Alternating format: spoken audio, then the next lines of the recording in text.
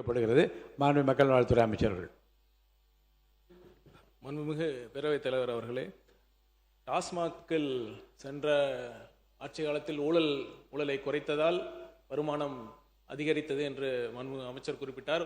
உடனே நீங்கள் மற்ற திமுக சார்ந்த உறுப்பினர்கள் எல்லாம் ஆதாரம் இருக்கிறதா என்று கேட்டார்கள். அமலாக்கத்துறை என்ஃபோர்ஸ்மெண்ட் டைரக்டரேட் ஒரு நீண்ட நெடிய விவரமான ஆதாரத்துடன் ஒரு அறிக்கையை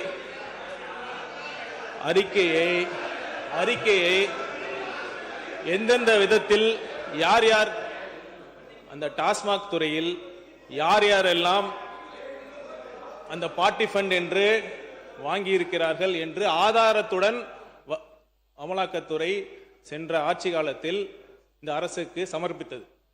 ஆனால் அந்த அரசு உரிய நேரத்தில் எஃப்ஐஆர் செய்யப்படவில்லை, எஃப்ஐஆர் பதிவு பண்ணவில்லை. அதை எதிர்த்து அப்பீல் தான் பண்ணியிருக்காங்க. அதனால அவங்க ஆட்சி காலத்திலேயே அதற்கான போதிய ஆதாரங்களும் இருக்கிறது. கண்டிப்பாக இதை எந்த ஆட்சி யார் வந்தாலும் அந்த ஆதாரங்களை எடுக்கவே முடியாது, அளிக்கவும் முடியாது. கண்டிப்பாக இருக்கிறது. அந்த மக்களே சாட்சி. நன்றி. மாண்புமிகு கணேஷ்குமார், சீக்கிரமா முடிச்சிருங்க.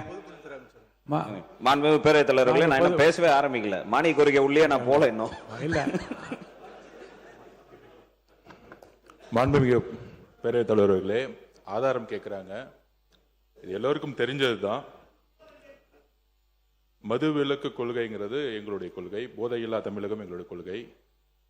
ஆட்சிக்கு வந்த பின்போ ஆட்சிக்கு வருவதற்கு முன்போ இங்க இருக்கக்கூடிய சட்டமன்ற உறுப்பினர்களும் சரி, இங்க இருக்கக்கூடிய அமைச்சர்களும் சரி, எந்த தொழில்களிலும் நாங்கள் ஈடுபட்டது கிடையாது. முக்கியமாக மதுவில். ஆட்சிக்கு வந்த பிறகு திமுகவுடைய ட்ரெஷரர் சாராய ஆலையை நடத்துகிறாரா இல்லையா? ஒரு கேள்வி. திமுகவுடைய பாராளுமன்ற உறுப்பினர் ஜெகத் ரட்சகன் சாராய ஆலையை நடத்துகிறாரா இல்லையா? அப்ப சாராய ஆலையை நடத்தி கொண்டு டாஸ்மாக் நிறுவனம் மூலம் ஆர்டர் வந்து யார் வாங்கினது? அப்ப இது பேர் தான் கான்ஃபிளிக்ட் ஆஃப் இன்ட்ரெஸ்ட். அரசே, திமுகவே அரசு, திமுக இருக்கக்கூடிய பாராளுமன்ற உறுப்பினர்கள் சாராய ஃபேக்டரி நடத்துறாங்க, திமுகவுடைய பொருளாளர் சாராய ஃபேக்டரி நடத்துறாங்க, திமுகவுடைய ஐடி மினிஸ்டர் இருக்கிறவர் சாராய மினிஸ்டர் நடத்துறாங்க. இதுக்கு மேல என்ன ஆதாரம் வேணும்? பேசுங்க. ஒரே ஒரு நிமிஷம்.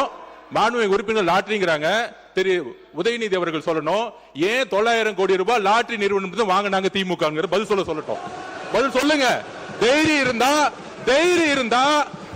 இருந்தா லாட்டரி நிறுவனம் இருந்து 900 கோடி ரூபாய் திரு மு.க. ஸ்டாலின் அவர்கள் ஏன் வாங்கினார்கள்? தைரியம் இருந்தா சொல்லுங்க. அப்ப சொல்லுங்க. நான் எந்த தொழிலையும் இல்லை, எந்த நிறுவனம் நடத்தல. தைரியம் இருந்தா ஏன் நடத்துறாங்கன்னு சொல்லுங்க. அதுக்கப்புறம் பதில் சொல்லலாம். மாண்புமிகு எதிர்க்கட்சி தலைவர். மாண்புமிகு பேரவைத் தலைவர் அவர்களே, நம்முடைய அமைச்சர் அவர்கள் திமுக ஏன் லாட்டரி நடத்துகின்ற நிறுவனத்திடம் என்று ஃபண்டு வாங்கினாங்க அப்படின்னு கேட்குறாரு. அது கொடுத்தது அவருடைய மாமனார் தான். அவருடைய மாமனார்கிட்ட கேட்டு அந்த விளக்கத்தை அவர் பெற்றுக்கொள்ள வேண்டும். அது அவரும் உங்க அப்பாவுக்கு மட்டும்தான் தெரியும். உங்க அப்பா கிட்ட தான் கேட்கணும், எனக்கு தெரியாது. அப்பாவை இங்க காணோம். வீட்டுக்கு போய் உங்க அப்பாட்ட கேளுங்க. உங்க அப்பா கரெக்டா சொல்லுவாரு. ஏன் வாங்கினாரு உங்க அப்பா சொல்லுவாரு. கொறடா நீ பேசணுமா? மாண்புமிகு பேரவைத் தலைவர்களே, நம்முடைய மக்கள் நல்வாழ்வுத்துறை அமைச்சர் அவர்கள் ஒரு கருத்தை சொன்னார்கள். அவர் துறையில் மிக சிறப்பாக பணியாற்றியவர். என்போர்ஸ்மெண்ட்டில் அது எந்த செய்திகள் கிடைச்சாலும் அது ஒன்றும் பெரிய 100% உண்மை அல்ல.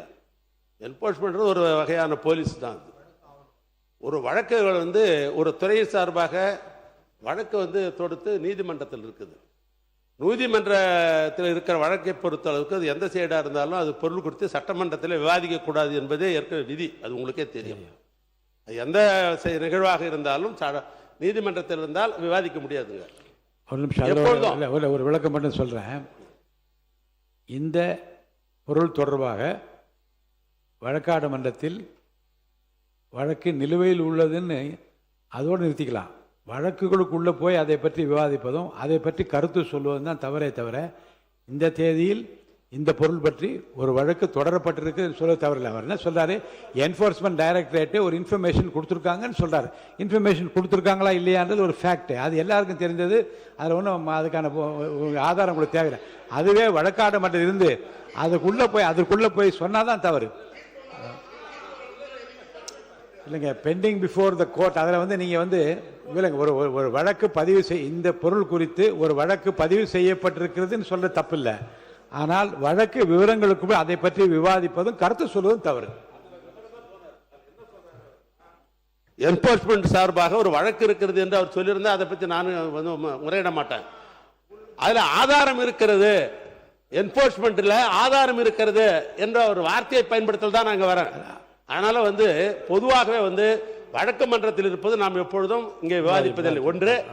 மற்றொன்று, நான் ஏற்கனவே சொல்லிட்டேன், எதுவாக இருந்தாலும் ஆதாரத்தை உங்களிடத்தில் கொடுத்து விட்டு தான் பேசணும். ரெண்டு, நம்முடைய பொதுப்பணித்துறை அமைச்சர் அவர்கள் சம்பந்தம் இல்லாமல் இது இல்லாமல் தேர்தல் நேரங்களிலே தொழில் ஆரம்பிக்கிற தொழிலதிபர்கள் அரசியல் கட்சிக்கு இன்றைக்கு ஒன்றிய அரசாங்கம் ஆண்டு கொண்டிருக்கிற அந்த இயக்கமாக இருக்கட்டும் அல்லது அதிமுக இருக்கட்டும், அரசியல் இயக்கங்கள் எந்த அரசியல் இயக்கங்களாக இருந்தாலும் தொழிலதிபர்கள் அதிகாரப்பூர்வமாக வங்கியின் மூலமாக நன்கொடையாக தருகிறார்கள். அது எதற்காக நன்கொடை கொடுக்கப்படுகிறது என்பது வாங்குவவர்களுக்கும் கொடுத்தவங்களுக்கு தான் தெரியும். சுப்ரீம் கோர்ட்ல மிகப்பெரிய வழக்கு அதை பற்றி விவரங்கள் எல்லாம் ஊடகங்கள்ல தெரியல தெரியும். அதனால வழக்கு அதாவது கணக்கில் கொடுக்கிற பணம் ஒரு தொழிலதிபர்கள் கொடுக்கிறது. அந்த அடிப்படையில் தான் என்னுடைய அருமை நண்பர், இன்னும் சொல்ல போனா நீண்ட நாள் என்னுடைய நண்பர் மார்டின் அவர்கள் அவர் கொடுத்திருக்கிறாருன்னு சொன்னாக்கா, ஏன் அவர் கொடுத்தார் தொழிலதிபர் என்று கேட்பதுதான் சரியா இருக்க முடியும். அது இங்க பகிர்ந்து கொள்வது என்பது அது சரியா இருக்காது. அது நீங்க தவிர்த்தணும், அது எடுத்தணும்னு நான் கேட்டுக்கிறேன். ஒன்று. இன்னொன்று, எங்கள் கட்சியை சேர்ந்த பொருளாளர் அவர்கள் சாராய தொழிற்சாலை நடத்துகிறார் என்று ஒரு கேள்வி கேட்கிறாங்க. அது நாம நேரடியாக போய் பொருளாதாரம் பண்ணிட முடியாது. எந்த ஆட்சியாக இருந்தாலும் சரி, ஒரு தொழிற்சாலை ஆரம்பிக்க வேண்டும் என்று சொன்னால் அதுக்கு எல்லா தகுதிகள், குவாலிஃபிகேஷன், அப்ளிகேஷன் போடுறதுக்கெல்லாம் தகுதி இருந்தால் தான் அரசு தான் லைசன்ஸ் தருது.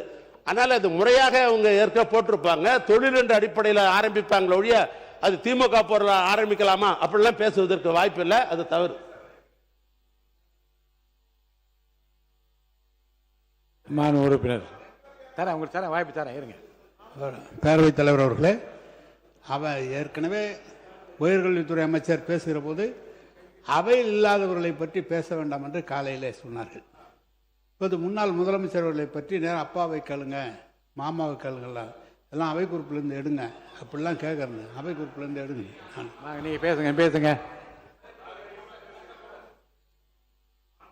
தலைவர்களே, நன்கொடை என்பது எல்லா அரசுக்கும் உண்மைதான். ஆனா நன்கொடை என்பது வாங்கினார்களா, அந்த பணிக்கு நான் இந்த பணியை கொடுக்கிறோம் என்று வாங்கினாரா என்பது மாண்புமிகு முன்னாள் ஐஏஎஸ் மினிஸ்டருக்கு நல்லாவே தெரியும்.